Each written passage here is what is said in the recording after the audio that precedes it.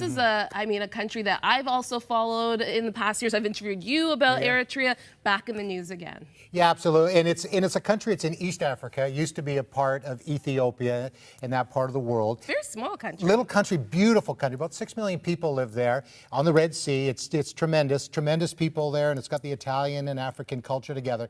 But because of the growth of the evangelical church in May of 2002, Maggie, the government clamped down on the evangelicals because they see it as an American religion. And so they said at that point you have to register, and since then there's only just been a handful of churches have actually been registered.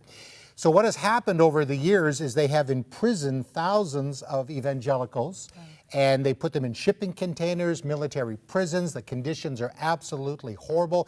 There may have been at one time up to several thousand evangelicals that were imprisoned because of their faith in Jesus and refusing to recant. So they would go and arrest them at Bible studies, because what they realized, the government did, is just because they closed the church down didn't mean that the evangelicals weren't still meeting, and they were. The believers were coming together.